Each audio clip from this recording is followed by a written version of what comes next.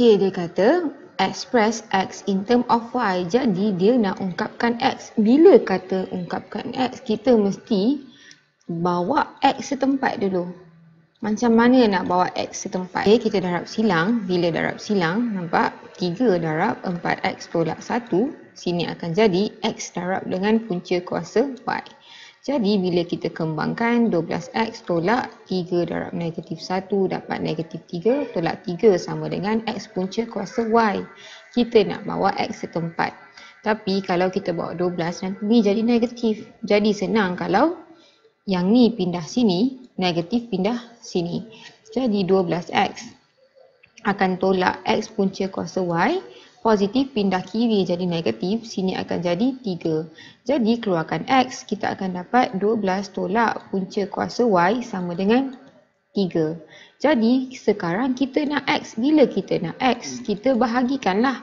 3 bahagi, kita bawa pergi belakang, darab akan jadi bahagi. Jadi dia akan jadi 12 tolak punca kuasa Y.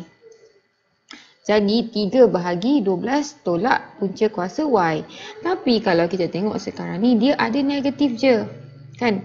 Jadi negatif 1 dah salah, dia mesti negatif 3. Jadi kalau kita nak jadikan negatif, tak perasan kan kalau tak kita biar je negatif ni. Kalau nak jadikan negatif, atas mesti darab negatif, bawah pun kena darab negatif. Sebab negatif bahagi negatif dapat positif. Jadi kita akan dapat 3, negatif 3 per sini negatif darab 12 akan dapat negatif 12. Negatif darab negatif tadi positif punca kuasa 2Y. Jadi dia akan dapat macam ni. Nampak? Negatif 3 bahagi punca kuasa Y ialah positif tolak 12.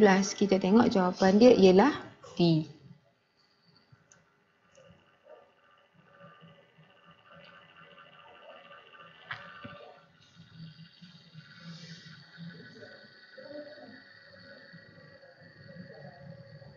Okay, dia kata jak ni, dia kata jak ada 2 liter air. Okay, dia kata dia ada 2 liter air. The water in the jug is poured into 4 glass of the same size and 1 bottle until full. Jadi 2 liter ni dia tuang dekat 4 gelas, dia tuang dekat 1 botol. Okay, dia kata the volume of water remaining in the jug is, nampak tak nampak, is 500 ml. Malas nak delete kan. Jadi lepas dah tolak 2 ni, dia ada baki 500 ml. Lepas tu dia kata the volume of water in 2 glass is equal to the volume of water in the bottle. Dia kata 2 gelas sama dengan 1 botol. Jadi apa dia nak? Dia kata cari isi padu air dalam mililiter untuk 1 gelas. Jadi sekarang ni kita tahu, nampak 4 gelas tambah 1 botol sama dengan,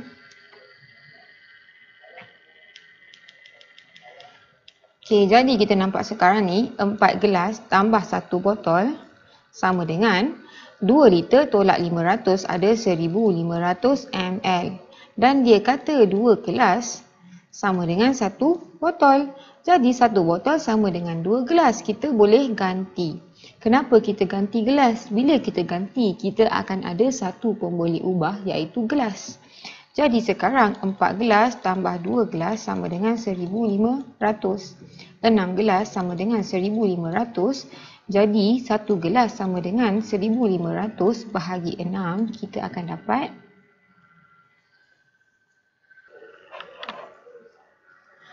250. Jadi kita tahu 1 gelas ada 250 ml. Jadi jawapan dia A.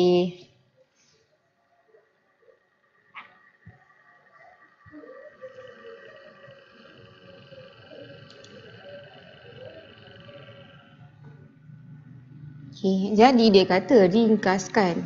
Jadi kita ada 2M, okey, yang ni. Okay. Jadi dia kata ringkaskan. Jadi kita boleh kembangkan. Bila kita nak kembang, kita kembang satu-satu. Nombor dengan nombor, M dengan M, N dengan N. Jadi 2 kuasa 2, yang ni akan jadi M negatif 1. Bila kuasa darab kuasa, dia akan darab kuasa. Sini N 1/2. Kuasa darab kuasa 2. Sini akan bahagi M 2/N.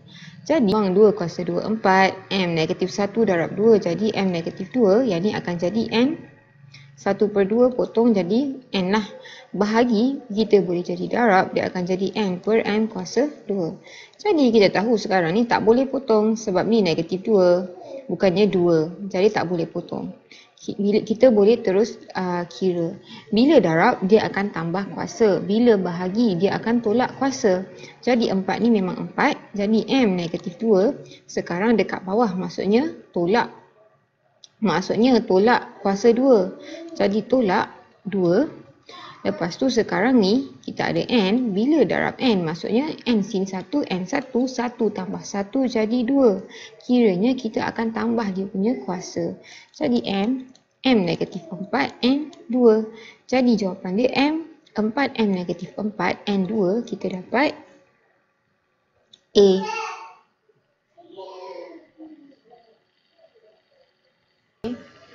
Cari nilai bagi. Sekarang kita ada 32 4/5, 2 kuasa 12, 7 negatif 4, 1 kuasa per 2. Jadi kalau kita boleh jadikan asas sama lagi, senang. 32 ni kita tengok bahagi 2 dapat 16, bahagi 2 dapat 8, bahagi 2 dapat 4, bahagi 2 dapat 2, 4 bagi 2, 2 bahagi 2 dapat 1. Jadi kita tahu 32 ni 2 kuasa 5. Jadi 2 kuasa 5 kuasa dengan 4/5. Kita bawah lah. 2 kuasa 5 kuasa 4/5 per bawah ni akan jadi. Okey. Bila ada kuasa, kita ada kuasa lagi kat luar, kita akan buat satu-satu. Mula-mula buat 2 dulu. Jadi 2 kuasa 12. Kita tahu kalau kita ada kuasa, kita dikuasakan lagi, kita akan darab kuasa. Jadi darab kuasa 1/2.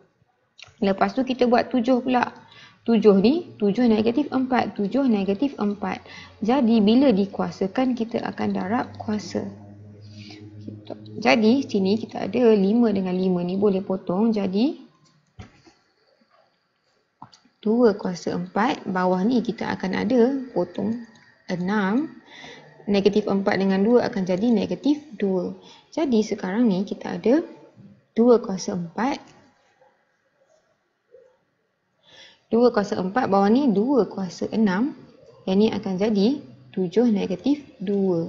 Jadi kita tahu kalau negatif boleh jadi positif kan. Negatif kat bawah, kalau bila kita naik atas dia akan terbalik simbol. Jadi positif. Jadi sekarang kita nampak 2, 4 dengan 6 ni kita boleh tolak. 2, 4 tolak 6, 7 naik atas akan jadi 7 kuasa 2. Jadi ni akan jadi 2 negatif 2 dengan 7 2. Bila negatif, dia akan jadi turun bawah baru jadi positif. 7 kuasa 2 per 2 kuasa 2. Jadi 49/4. Jadi jawapan dia D.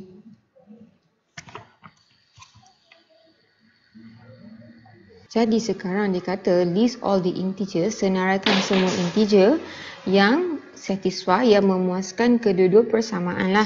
Jadi kita kira 1/1. Negatif 2/5x lagi kecil dari 2. Bila nak cari x kena pindah negatif. Tapi bila pindah negatif kita tahu simbol kena tukar. X lagi besar daripada 2 bahagi negatif 2/5. Kita akan jadi lagi besar daripada negatif 5. Jadi sekarang ni nampak tak, bila lagi besar maksudnya negatif 5 tak termasuk. Lagi besar daripada negatif 5 maksudnya negatif 4 dan ke atas. Jadi negatif 5 tak termasuk, automatik A dan B dah salah. Lepas tu yang ni pula 3 tolak 4x lagi besar dari negatif 5. Jadi kita pindah 3 dulu pergi depan. Jadi negatif 4x akan lagi besar daripada negatif 5. Bawa negatif 3. 3 ni bila pindah belakang jadi negatif. Negatif 5 tolak 3. Lagi besar dari negatif 8. Again, bila ada negatif depan, kita nak bahagi negatif, dia akan terbalik. Dia terbalik, dia akan jadi negatif 8 bahagi negatif 4 sama dengan 2. Jadi kita tahu nampak lagi kecil atau sama dengan 2 ini termasuk. Maksudnya daripada negatif 4, nilai yang sebenar daripada negatif 4 sampai 2. Jadi D ni tak ada 2. Jadi jawapan dia C. Jadi sekarang okey, 2 dengan 3. Kita tahu 2 lagi kecil dari 3. Tapi bila kita tambah negatif, negatif 2 dengan negatif 3, kita tengok negatif 3 lagi kecil. Nampak simbol terbalik. Sebab tu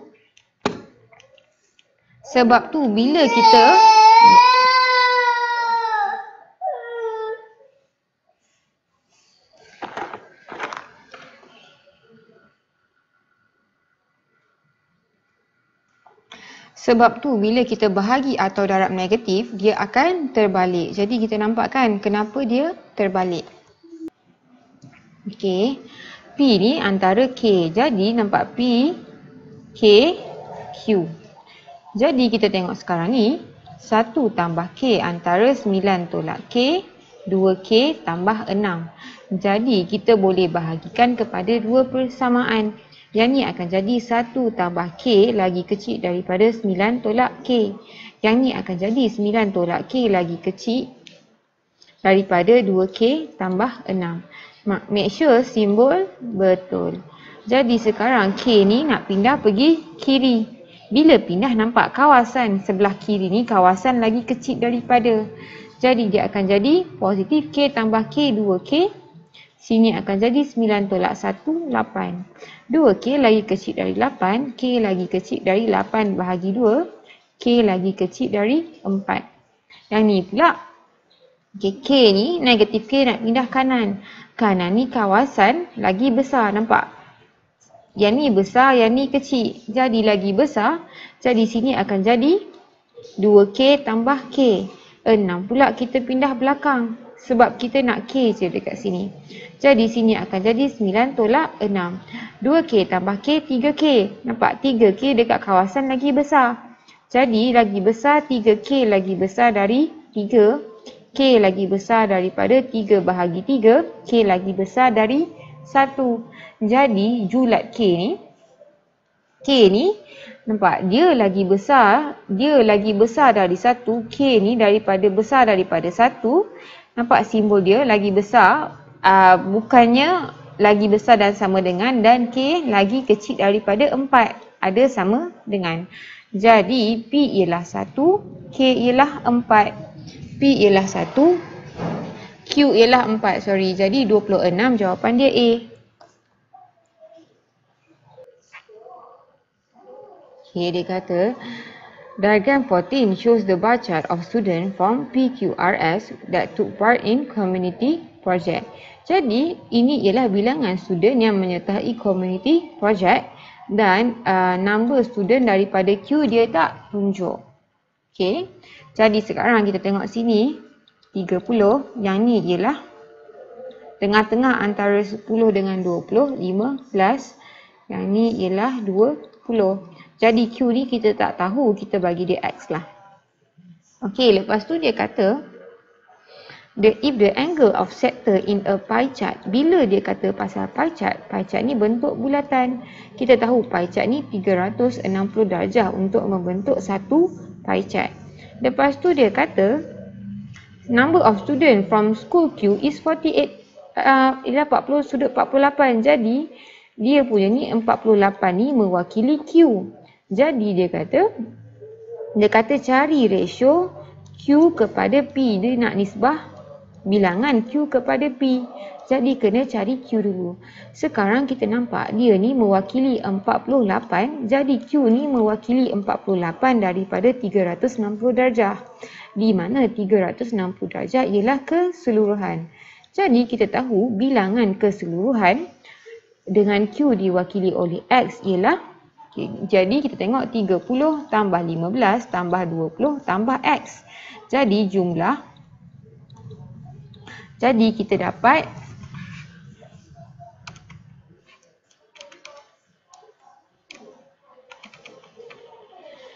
65 tambah X. Jadi sekarang 360 ni keseluruhan sama juga dengan 65 tambah X.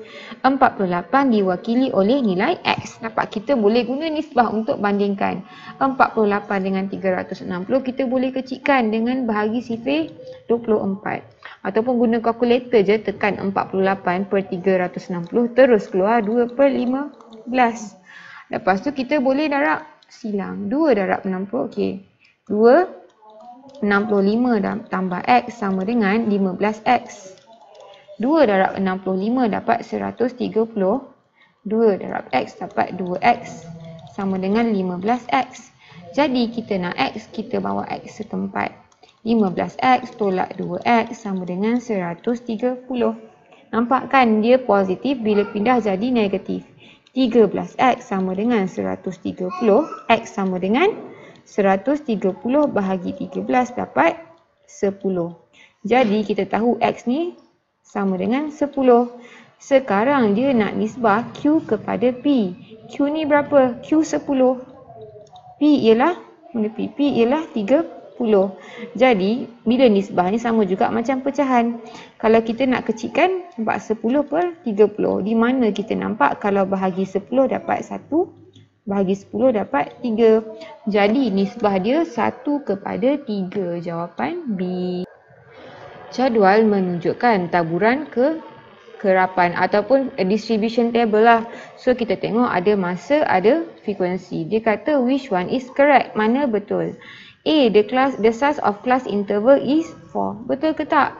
Apa class interval? Class interval sama dengan upper boundary tolak lower boundary. Jadi sekarang kita tahu kalau 40 ke 44, lower boundary 39.5, upper boundary 44.5. Jadi kelas interval upper boundary 44.5 tolak 39.5, kita dapat 5. Jadi size of class interval 5 ni salah. Dia kata the upper boundary of the modal class is 64. Jadi kalau tengok pun dah nampak salah. Kenapa upper boundary ni ada 0.5. Jadi nampak tak? 44 dengan 45. Jadi tengah-tengah tu akan jadi upper boundary untuk 44. Di mana 44.5 dan akan jadi lower boundary untuk yang ni. Ni akan jadi 44.5. Sempadan bawah kan. Okey. Jadi sekarang dia kata modal kelas. Bila modal kelas ni yang paling banyak kekerapan? Paling banyak kekerapan betul lah yang ni. 30 ni. Tapi upper boundary dia 64.5. Jadi ni pun salah. Lepas tu dia kata titik tengah bagi kelas mod ialah 62. Dia kata titik tengah modal kelas. Sekarang kita dah tahu ini modal kelas. Titik tengah ialah tambah 22 ni bahagi 2. 60 tambah 64 bahagi 2 kita dapat 62. Jadi midpoint modal kelas 62 ini ialah betul. Yang ni modal kelas 70 hingga 74. Dah sah-sah lah. Salah. Jawapan dia C lah. Okay, dia kata cumulative frequency of the marks obtained in a competition. Dia kata min mark ialah 2. Min mark ni, min ni apa? Min ni maksudnya average. Average ni ataupun purata lah. Lebih kurang calculate the value of X. Jadi macam mana kita kira purata? Kita kira purata, markah tu akan darab dengan berapa kali, darab berapa kali, darab berapa kali. Dan kita akan bahagi dengan keseluruhan. Kan purata ialah nombor darab kekerapan bahagi dengan jumlah nombor. Jadi sekarang kita tahu ini ialah longgokan. Jadi kita boleh cari berapa nilai dia. X tak tahu. Jadi 13 tolak X. Ialah sini kan 13 tolak X. Sini akan jadi 16 tolak 13 iaitu 3. Yang ni 24 tolak 6 kita akan jadi 8, 29 tolak 24, sini ialah 5, 30 tolak 9, sini akan jadi 1. Dan sini ialah X. Jadi kita tampak purata dia, purata sama dengan, sini akan jadi 0 darab X iaitu 0. Tambah sini akan jadi 1 darab 13 tolak X. Kenapa 13 tolak X? Kita tahu ini ialah longgokan X dengan 13. X hingga X dengan yang ni. Jadi 13 tolak X kita dapat tahu berapa kekerapan satu ni. Jadi sini akan jadi tambah 2 darab 3. Tambah 3 darab 8. Tambah 4 darab 5. Dan yang ni tambah 5 darab 1. 5 darab 1. di mana kita akan bahagikan dengan keseluruhan jumlah nombor ialah 30. Di mana purata sama dengan 2. Jadi bila kita kira ni kita dapat bawah sikit. Sama dengan 1 darab 13, 13 tolak X. Yang ni akan jadi 6 tambah 24 tambah 20 tambah 5. Kita dapat, okey guna kalkulator kan, takut silap.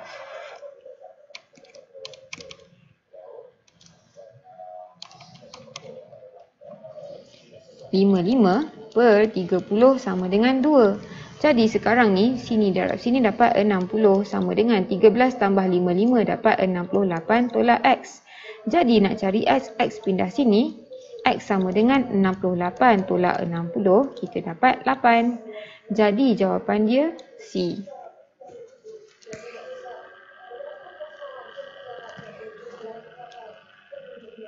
Okey, yang ni dia kata find the median of data. Apa maksud median? Median ni tengah. Jadi kita boleh susun dan tahu nombor tengah-tengah tu. Sekarang kita tengok ada 1, 2, 3, 4, 5, 6. Okey, 4 sini ada 3. Jadi kita ada 12 nombor. 12 nombor ni nombor genap.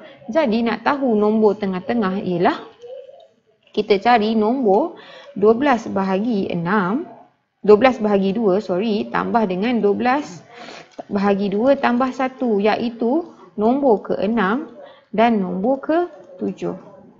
Kenapa? Contoh, kalau kita ada nombor genap, kita ada 1, 2, 3, 4. Jadi, titik tengah median ialah antara purata nombor kedua dan nombor ketiga. Di mana formula dia ialah jumlah nombor, iaitu n bahagi 2 dapat 2, tambah dengan n bahagi 2 tambah 1. Jadi, ini ialah bila ada 4 nombor, 4 bahagi 2, 2. 4 bahagi 2, 2 tambah 1, 3, iaitu nombor kedua dan ketiga. Sekarang ni antara nombor ke-6 dan nombor ke-7. Jadi sekarang kena susun dulu cari nombor ke-6 dan nombor ke-7. Jadi daripada yang paling kecil ialah, kita nampak ada 11 sekali, 11. Lepas tu kita ada okey, sekarang ni 13, lepas 11 ni ada 13, 1, 2, 3, 4. Ada 4 kali, 13, 1, 2, 3, 4. Okey, lepas tu kita ada 24 2 kali. 24, 24. Jadi sekarang ni 1, 2, 3, 4, 5, 6. Ni nombor ke-6. Ni nombor ke-7. Jadi median dia purata nombor ke-6 dengan ke-7. Sekarang yang ni sama-sama 24. 24 tambah 24 bahagi 2 dapat 24. Jadi median dia B.